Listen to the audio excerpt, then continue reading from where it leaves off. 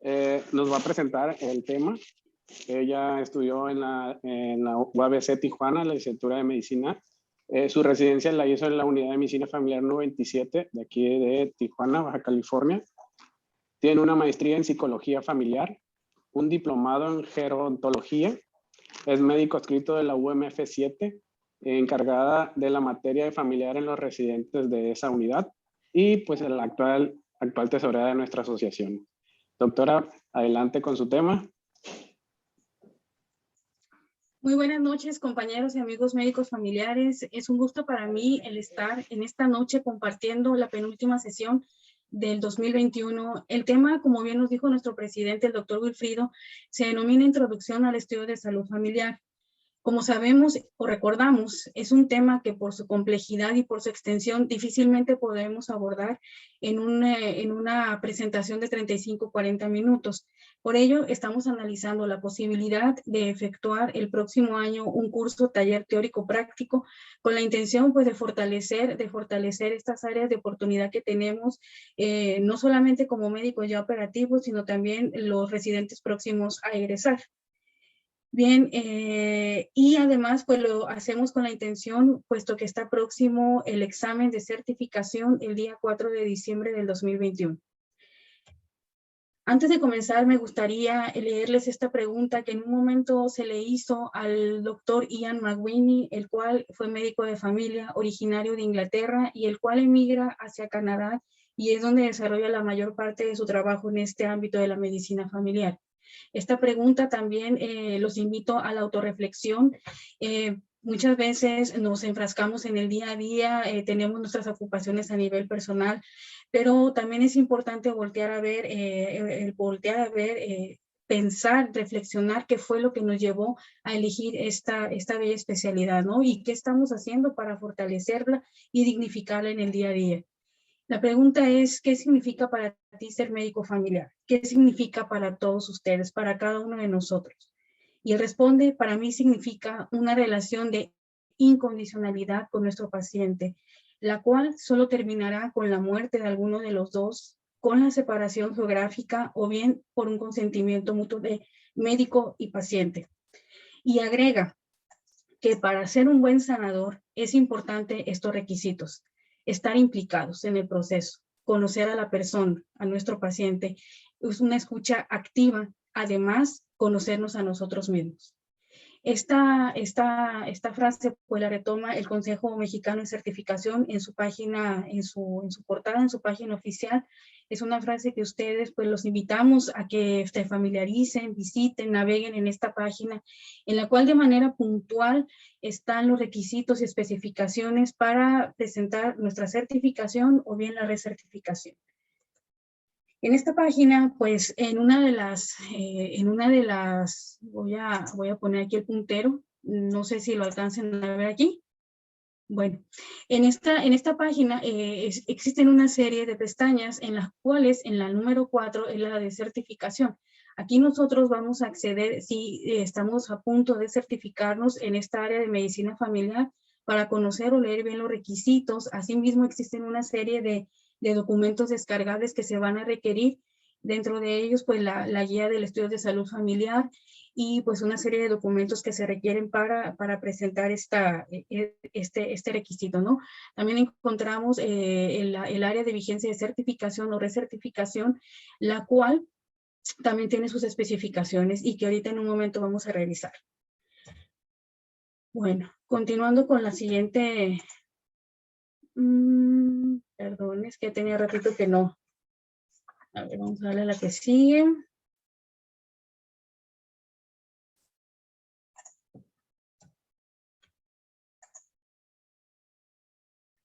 Ok, ¿cuál es la diferencia entre la certificación y la recertificación? Bueno, pues el proceso de certificación, este es un procedimiento por el cual el médico demuestra sus conocimientos, habilidades y destrezas en su área de especialización. El principal objetivo de la certificación es la unificación de criterios y normas para garantizar un profesional especializado altamente capacitado y moralmente formado, que contribuye a mejorar la calidad de la atención de su población y de sus pacientes.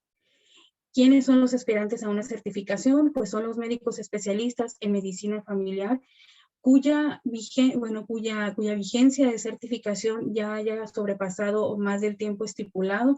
En un momento más adelante vamos a comentarles los nuevos lineamientos respecto a la recertificación por currículum, ¿no? Entonces son estos médicos especialistas en medicina familiar y los residentes del tercer año que están próximos a egresar de la especialidad. La certificación se alcanza a través de la presentación de un examen de conocimientos que representa el 75% de la calificación y a través de la elaboración del estudio de salud familiar que representa el 25%. Esta es una información que extrajimos de la página del Consejo Nacional, en la cual, para que estemos familiarizados, pues el costo hoy en día para la certificación, si perteneces a una asociación o un colegio, es de 3,000 pesos. Para los no socios es de 4,500 pesos. Y en esta ocasión hay una fecha límite para la recepción de documentos hasta el día 14 de noviembre, dado que el examen está programado a llevarse a cabo el día 4 de diciembre. Por otro lado, vemos que la recertificación, también llamada vigencia de certificación, pues es el acto periódico por el cual el médico certificado previamente demuestra la actualización de sus conocimientos, habilidades, destrezas, así como condiciones éticas que avalan su accionar en el ejercicio profesional. El objetivo de la recertificación es mejorar la calidad de la atención médica, una mejora continua, pero también el reconocimiento a la dedicación que durante estos 5 años previos a alcanzar la recertificación curricular, pues se vienen haciendo, ¿no? A través de la presentación de cursos, diplomados. Algunos compañeros inclusive llegan a hacer maestrías, etcétera. Entonces, esto actualmente no se considera una obligación legal, ¿no? Sin embargo, como vimos, es una manera de demostrar nuestra actualización en los conocimientos, habilidades y destrezas, pero eventualmente, tal vez más adelante se requiera o se solicite que sea un requisito legal, ¿no? Más allá de eso, pues es importante, ¿no? Como reflexionábamos del doctor McQueenie, tenemos que estar implicados, somos médicos familiares y tenemos que estar implicados en nuestra formación y enseñanza continua. Las modalidades para acceder a la recertificación son básicamente 2. Número 1, la presentación de igual manera de un examen de conocimientos y la elaboración del estudio de salud familiar cuando ya ha sobrepasado el tiempo o el llamado tiempo de gracia, ¿no? Y la otra, que es la que la mayoría de nosotros pues presentamos, es la evaluación curricular y está basada en los lineamientos del CONASEM y en la cual se evalúan los 5 años previos a la presentación de la solicitud.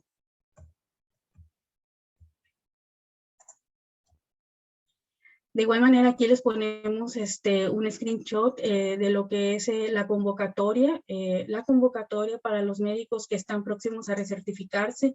Toda esta información viene en la página, la cual les reiteramos, visiten, naveguen y familiarícense con ella, ¿no?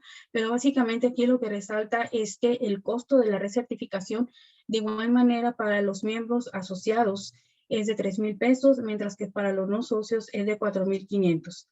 La recertificación es un proceso el cual es permanente, no hay una fecha como tal, como en el examen, ¿no? Que hay una fecha, un límite para entregar la documentación. Este es un proceso que permanece abierto durante todo el año. Ahora bien, ¿en qué consiste el examen, no? ¿En qué consiste este examen tan hablado, tan mencionado, no? Muchas veces lo igualamos al ENAR, pero pues los que ya lo hemos presentado sabemos que es casi una aproximación, ¿no? El examen de conocimientos pues representa el 75% del valor. En este se evalúan los conocimientos teóricos generales actualizados en las ciencias básicas a través de la implementación de casos clínicos.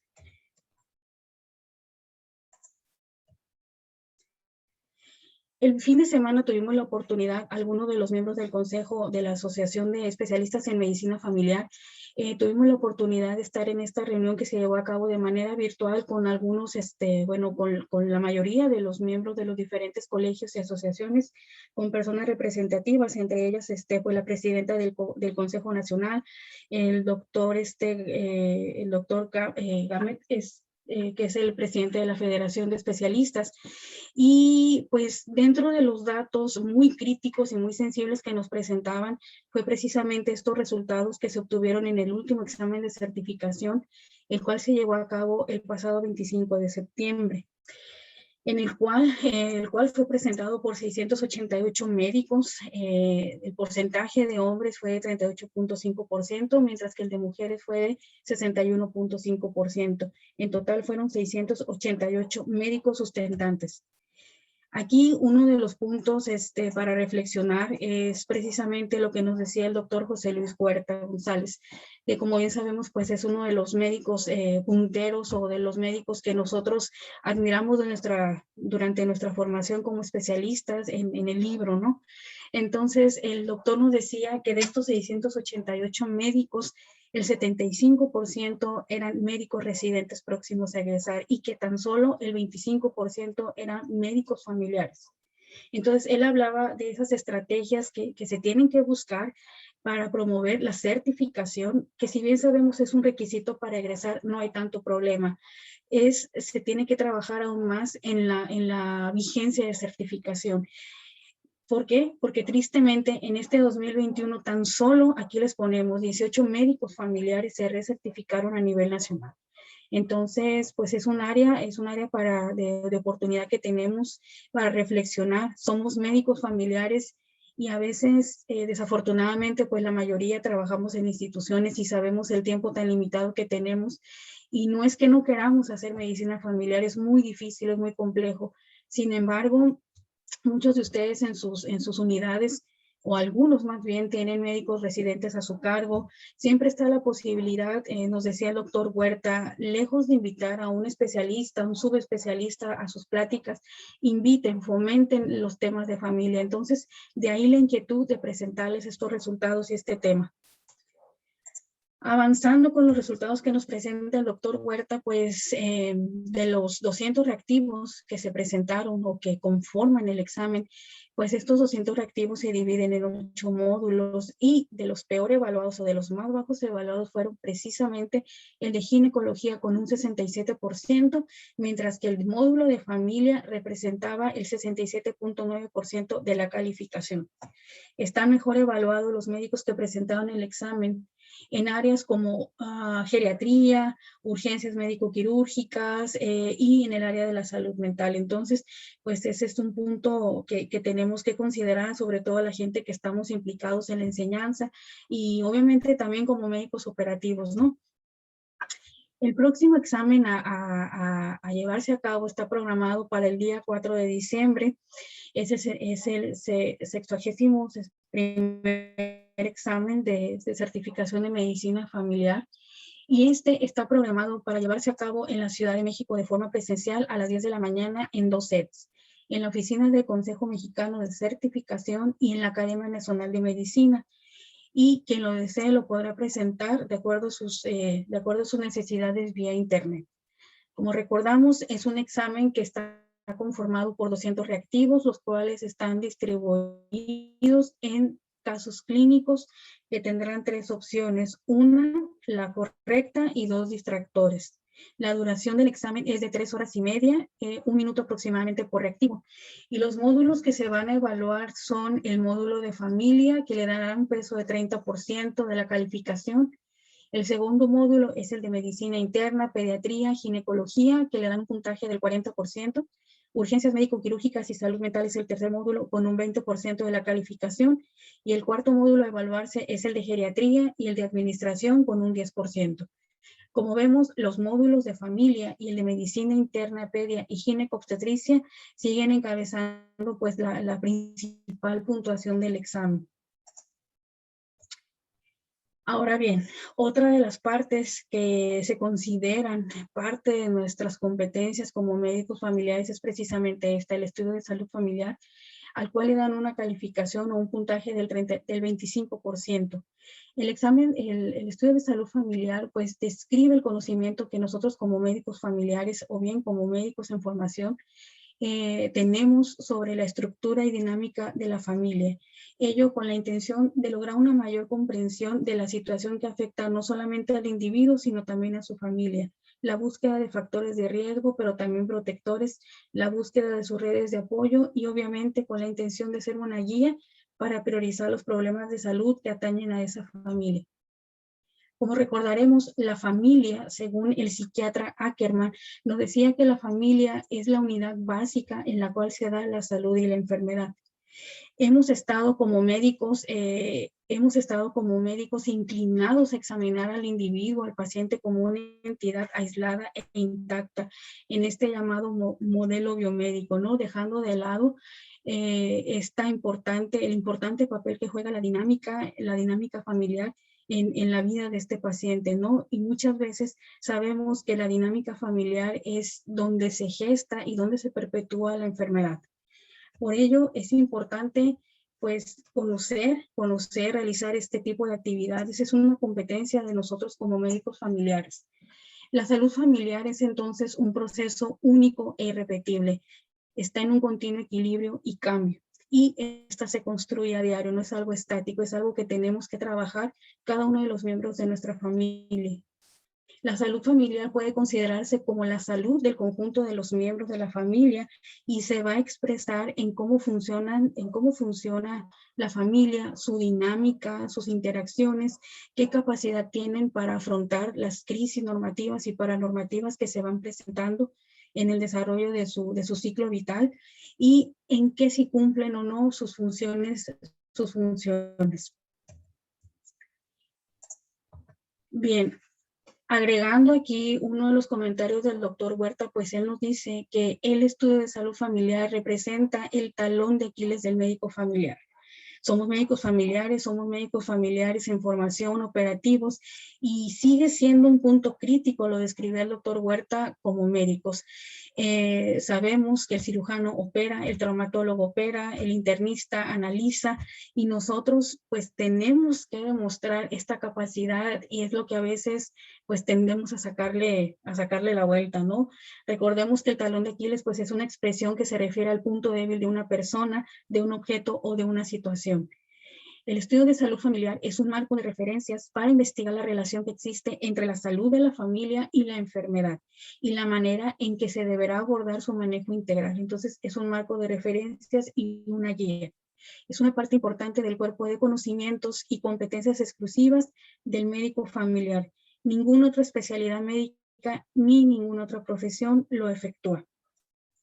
Les comentaba muchas veces a los residentes en una anécdota. En una ocasión me tocó rotar con el doctor Carballo, traumatólogo de la Clínica 1, y él en una de sus referencias, o sugerencias, le enviaba a través del paciente, le envió al médico familiar, sugiero un estudio de salud familiar a este paciente, dado la patología, etcétera, ¿no? Y me sorprendió porque jamás me había tocado ver que un médico de segundo nivel sugiriera la realización de un estudio de salud familiar.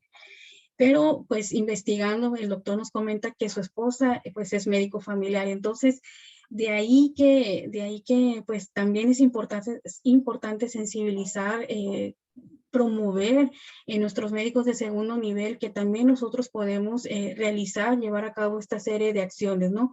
Enfocadas en el manejo biopsicosocial del paciente. ¿En qué condiciones vamos a realizar un estudio de salud familiar?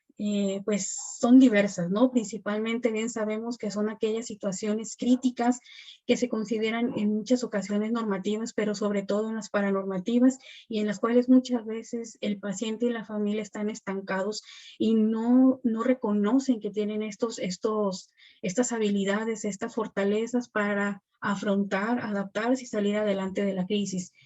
Entonces, dentro de estas condiciones que se sugieren, en las cuales podemos llevar a cabo un estudio de salud familiar, pues se encuentran las enfermedades infectocontagiosas. Hoy en día, pues hemos visto cómo ha impactado la presencia de COVID en nuestra familia, sobre todo en aquellos pacientes o en aquellas familias más bien donde hubo la pérdida de un familiar.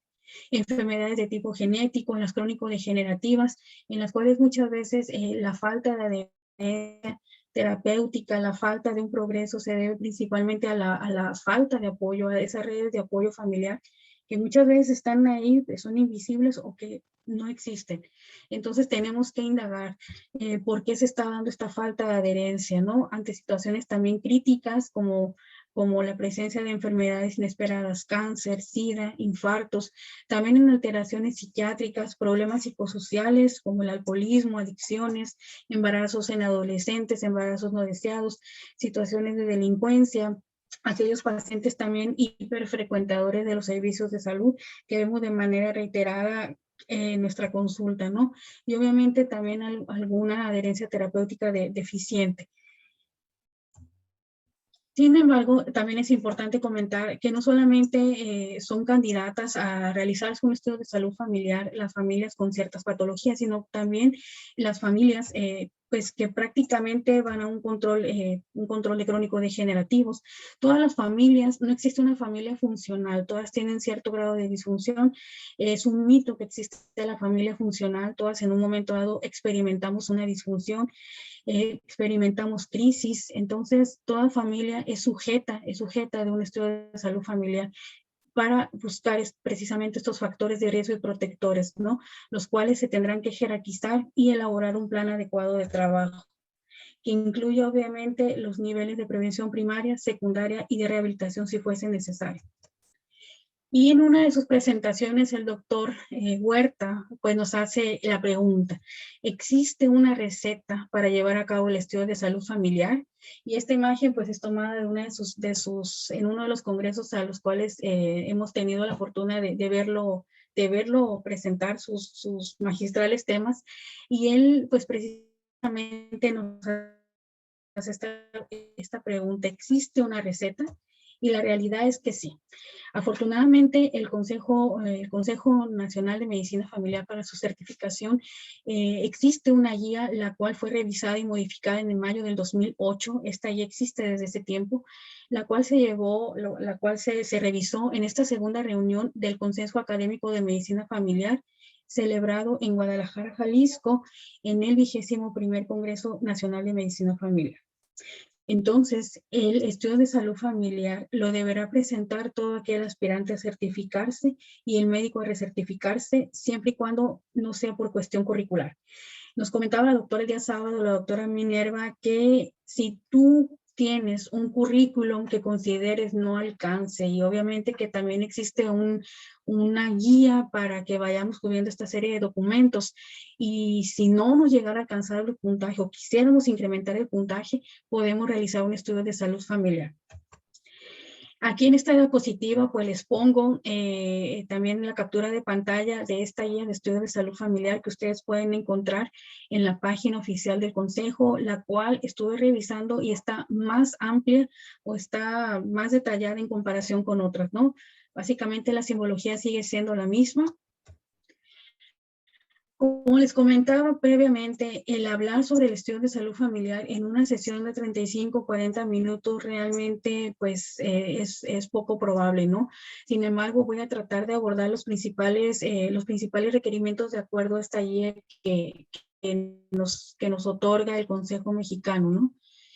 El estudio deberá contener claramente los siguientes datos: el nombre del examinado, la fecha y sede de aplicación del examen, la firma del examinado. Nuestro estudio de salud familiar deberá tener un seguimiento de 6 meses como mínimo, o bien llevarse a cabo en el lapso de 10 sesiones. La guía de elaboración del estudio de salud familiar consta de 12 puntos que son muy puntuales en la evaluación que se hace. En uno de ellos, pues el primer punto es la ficha de identificación, el segundo es el motivo de consulta, el tercero es la justificación del estudio de salud familiar. Vamos a ir viéndolos cada uno de manera breve. Como les comento, nuestra intención es formar un taller teórico práctico el próximo año, antes de que los residentes de tercer año salgan a su semestre de campo, ¿no? Con la finalidad, pues, de fortalecer esta temática. Bien, en el punto número 1 nos referimos a la ficha de identificación. En el 1.1 nos habla de la presentación que tenemos que hacer de ese genograma estructural, el cual no se debe incluir ninguna interacción familiar, ¿no? Ahí nos referimos al genograma sociodinámico, el cual va en un puntaje más adelante, en un rubro más adelante. En este punto número 1, en esta ficha de identificación, justificación también se nos solicita describir la zona geográfica de residencia de la familia, la fecha en que se da inicio al estudio, la fecha en que se presenta y el número de sesiones en las cuales se trabajó con la familia. En el punto número 2 nos habla sobre el motivo de consulta, qué motivó al paciente identificado, a nosotros como médicos desear hacer este estudio. Pues bueno, aquí tenemos que precisar los motivos de consulta expresados por el paciente o la familia, tomando en cuenta la actitud del paciente al momento de la consulta. En el punto número 3, la justificación del estudio de salud familiar, en la cual se analiza la relación entre el motivo de consulta, la situación actual y la necesidad del estudio desde la perspectiva del médico familiar, considerando semiología y exploración física del paciente. Vamos a poner aquí un ejemplo breve. Elena acude a consulta por cervicalgia, dolor abdominal de 2 meses de evolución, intermitente, localizado en marco cólico izquierdo, de moderada intensidad, el cual califica de 7 a 10 en la escala de dolor, acompañado de distensión abdominal. Por último, refiere una ganancia ponderal de 34 kilos desde hace 9 meses, expresa además tener malos hábitos de alimentación, no realiza actividad física de forma regular. A la exploración física, tiene un peso de 138 kilogramos, mide unos 68 metros de estatura, su índice de masa corporal es de 48.9 y en esa consulta se detectó una tensión arterial de 150/100 milímetros de mercurio. La paciente presenta una fase de tristeza, cuello con dolor a la dígito, presión en músculos paravertebrales, los cuales presentan moderado aumento de tono. Su abdomen es globoso por panículo adiposo, pero también presenta dolor en marco cólico izquierdo. Obviamente que en el estudio de salud familiar esto se detalla en mayor medida, sin embargo ahorita por cuestiones de tiempo esto fue lo que más quise ejemplificarles. La paciente presenta elevación de las cifras de tensión arterial, a pesar de no conocerse con patologías crónicas. Además presenta un grado de obesidad 3. Por lo anterior, y aquí es donde viene nuestra justificación, es importante realizar un estudio de salud familiar con el fin de detectar factores de riesgo a nivel biológico, psicosocial, pero también esos factores protectores que existen en el sistema familiar, a fin de elaborar un plan terapéutico integral que sea aplicable en el primer nivel de atención con un enfoque biopsicosocial, no solamente biomédico, sino también biopsicosocial, que permite intervenir en el mejoramiento de la salud física y emocional, no solo de la paciente, sino también en el resto de la familia, además de proveerles redes de apoyo para mejorar su ambiente y homeostasis familiar. Ese es un ejemplo, pues ahora sí que muy básico de lo que nos representa o de lo que nos solicita el punto número 2 y número 3. En el punto número 4 se nos pide que plasmemos la historia de vida familiar. En este se narrarán las motivaciones para formar la pareja, es decir, esa familia de procreación. Se considerarán también la ascendencia de la pareja, es decir, las familias de origen de cada uno de los integrantes de esta nueva familia. Cómo se dio el noviazgo, las expectativas que tenían, si se cumplieron, si no se cumplieron, las aspiraciones, convenios, empleos, nacimientos, cambios de residencia, etcétera. También se hará alusión a los valores, a las reglas, a las satisfacciones durante el desarrollo de la familia y el cumplimiento de las expectativas a nivel individual de pareja y familia. En este punto no deberá considerarse ningún autor, sino que es la historia de la familia con sus eventos relevantes, con sus crisis normativas y paranormativas también. En el punto número 5 nos solicita que realicemos el abordaje en esta serie de aspectos, los cuales, como bien sabemos, son prácticamente la mayor parte del temario de la residencia de primer año, ¿no? Hablando de la tipología familiar, la etapa actual del ciclo vital familiar, las funciones familiares básicas, si se llevan a cabo o no, el realizar un estudio de la dinámica familiar en donde bien sabemos que se evalúan los límites, las coaliciones, las alianzas, las reglas, la comunicación, etcétera. Y también nos piden que apliquemos una serie de instrumentos para evaluar la funcionalidad familiar. Y no solamente instrumentos para valorar la funcionalidad, sino que también podemos aplicar otros, ¿no? Ahorita, pues, en el contexto de la pandemia, se hace necesario implementar otra serie de instrumentos, ¿no? Como, por ejemplo, la depresión, de ansiedad, deterioro cognitivo, También otro puede ser la sobrecarga del cuidador en sí. Todo va a depender del paciente identificado y de su familia. En el punto número 6, nos solicitan que hablemos sobre la descripción del ámbito social, es decir, cómo este contexto a nivel social, económico, influye sobre la dinámica de la familia. En este apartado se incluye el ingreso económico familiar y su distribución, los aspectos laborales, es decir, los trabajos que ha tenido el paciente, los que han impactado, en la vivienda, las características de la vivienda, el número de habitaciones, el hacinamiento, las condiciones sanitarias, la presencia de servicios básicos, la alimentación y nutrición, los hábitos que se tienen en cuestión de la dieta. También se nos cuestiona sobre la recreación que tiene el individuo y su familia, describir si hay adicciones en el momento del estudio de salud familiar. Entonces, vemos en esta área que pues también inclusive hay instrumentos para valorar estos niveles económicos, ¿no? Como el de GRAFAR. Y pues también nos solicita muy importante, que es un tema que se presta también para un taller, es el de factores de riesgo y los protectores, es decir, identificarlos, clasificarlos, jerarquizarlos para establecer un plan de manejo. En este punto, pues sabemos que un factor de riesgo, bueno, toda la vida, desde que nacemos hasta que morimos, el riesgo es inherente a nosotros, es parte de nuestra vida, ¿no?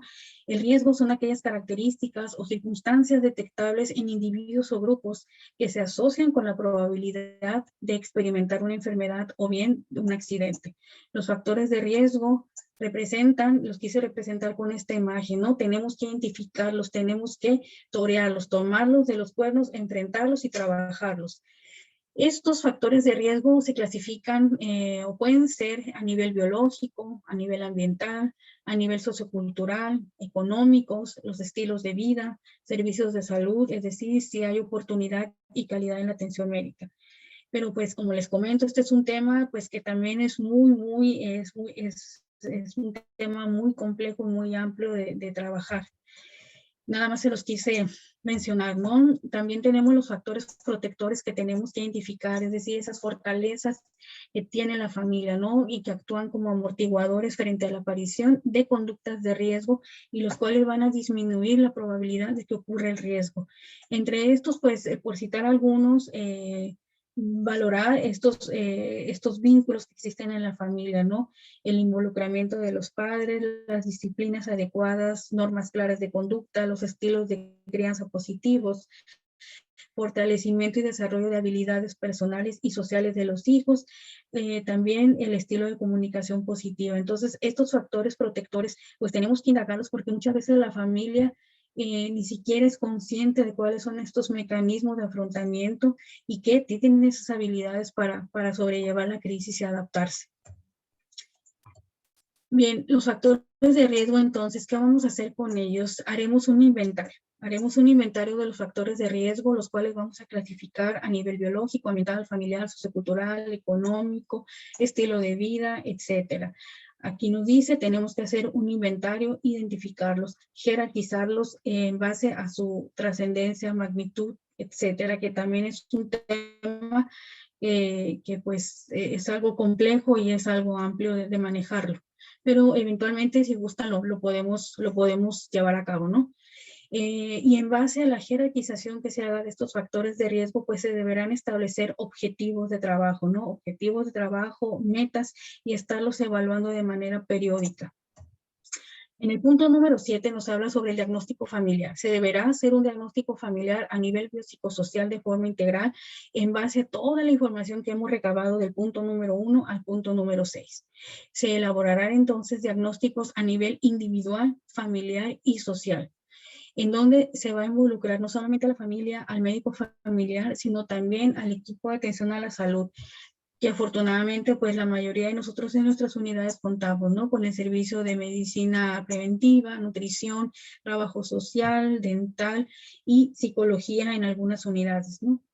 En el punto número 8, pues se nos solicita un pronóstico. Como bien sabemos, siempre tenemos que trabajar en base al pronóstico a corto, a mediano y a largo plazo, estimando el impacto que puede tener estos factores de riesgo que se han identificado. Y pues bueno, en el punto número 9 nos habla sobre este plan de manejo integral, en el cual se deberán utilizar los recursos para lograr las metas a corto, mediano y largo plazo que nos hemos planteado. Se va a priorizar el enfoque preventivo y las acciones en cuestión de educación para la salud. Aquí de igual manera se deberá establecer un plan de manejo con la participación no solamente del médico y de su equipo de salud, sino también hacer partícipes en su proceso de salud y enfermedad a la familia. Es muy importante en este punto, yo siempre le comento a los médicos, a los residentes, es hacer partícipe al individuo, al enfermo, al paciente, no dejarnos toda la carga, la responsabilidad nosotros como médicos operativos, sino hacerlos caer en esa conciencia que si las cosas van bien, mucho depende de nosotros, sí, pero principalmente depende de lo que ellos hagan saliendo de esa consulta de 15, 20 minutos que les podemos ofrecer. Y mucha gente pues no está consciente de esta situación, ¿no? Ahí hacemos un paréntesis y recordemos estos niveles de intervención de Doherty en los cuales pues también nosotros vimos en nuestra formación como médicos residentes, ¿no? Y los cuales pues son aplicables también en este plan de manejo integral. Que de igual manera es un tema que más adelante si gustan podemos abordar, ¿no? Los niveles de intervención. El punto número 10 nos habla sobre esa evolución y seguimiento que vamos a hacer, la cual dijimos que el estudio de salud deberá tener un seguimiento mínimo de 6 meses o bien hacerse en un estipulado de 10 sesiones. Se partirá de la situación encontrada desde la primera sesión para describir, analizar y evaluar cada una de las modificaciones que se han tenido, las aportaciones de los elementos de la familia, cómo hemos ido mejorando, ¿no? Cómo ha ido mejorando las intervenciones que se han venido haciendo por parte del médico y de su equipo en pro de la mejora en la salud del individuo y de la familia. Finalmente, en el punto número 11, pues nos solicita los anexos, ¿no? Que se refiere a todos esos instrumentos utilizados, aplicados durante la evaluación del funcionamiento familiar y que, como sabemos, existen múltiples o infinidad de instrumentos que podemos utilizar durante el ejercicio del estudio. Y finalmente, realizar un listado de las citas consultadas para la realización del estudio de salud familiar. Para que al final podamos decir cada 5 años soy un médico familiar certificado. Felicito a los médicos que se recertificaron en este 2021. Invitamos a los médicos residentes próximos a egresar o los que están llegando a su tercer año para que se asocien a los diferentes colegios, obviamente que con nosotros idealmente, para acompañarnos en este proceso de certificación. La idea es mantenernos fuertes en cuanto a nuestra formación. Y aquí la invitación, sigamos fortaleciendo el sentido de pertenencia a nuestra asociación. Sigamos trabajando desde cada una de las trincheras que ocupamos nosotros como médicos operativos, nuestros jefes de consulta, los directivos, etcétera, para dignificar nuestra bella y noble especialidad, que es la medicina familiar. Finalmente, esta frase nos la deja, es una frase que me gustó, que nos aportaron el día sábado, el comité de evaluación, que menciona, en la unidad existe la fuerza, podemos mover montañas cuando estamos unidos. Es una frase de Bill Bailey. Bueno, pues por mi parte es todo. Las preguntas y respuestas, pues vamos a tratar de clarificarlas entre los que tienen mayor experiencia, ¿no? En este caso, pues vamos con el doctor Wilfrido, el doctor Tomás, y pues de igual manera yo en lo personal, pues vamos a tratar de responderlas. Muchas gracias. Muchas gracias, ultra excelente ponencia. Muy importante informarles también de lo que es la recertificación. Hasta el 31 de diciembre se tiene para los médicos que tienen más de 5 años que no se han recertificado para que se puedan recertificar por currículum. Después del 31 de diciembre, ya para el próximo año, van a tener que hacer examen, que es hasta donde se les va a dar la prórroga.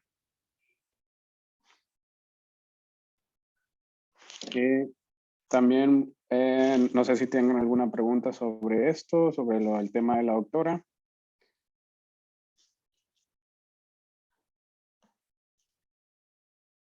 También para recordarles del Congreso Nacional de Medicina Familiar que se llevará a cabo en Zacatecas, el que estaba programado en el 2020, que será del 25 al 28 de mayo.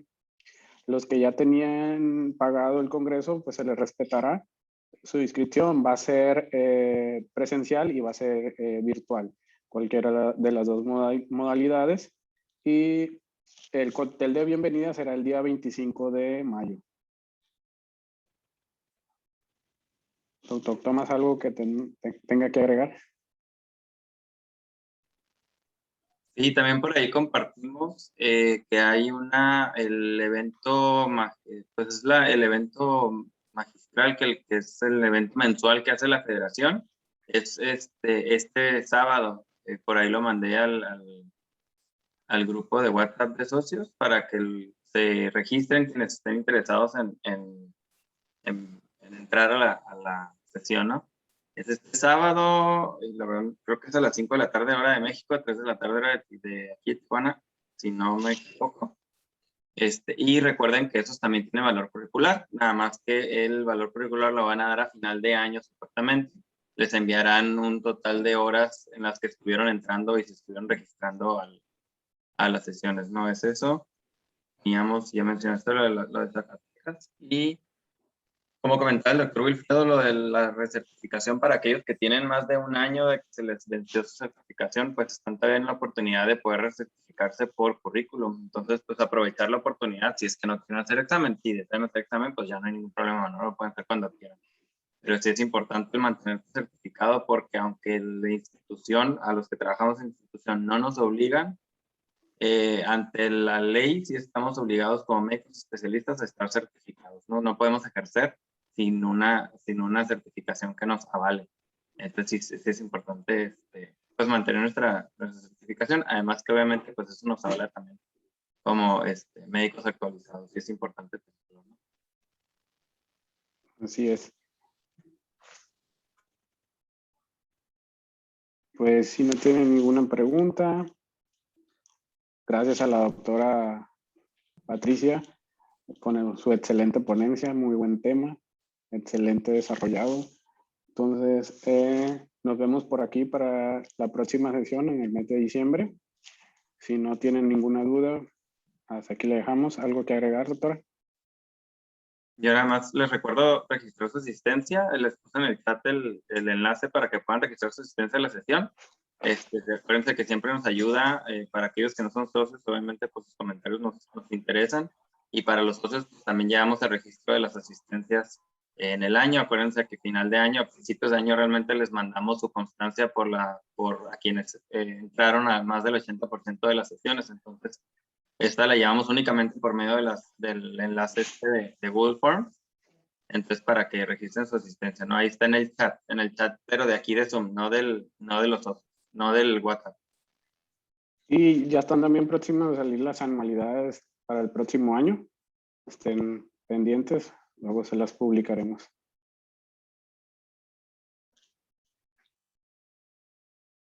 Muy bien, entonces sería todo de nuestra parte. Muchas gracias y buenas noches.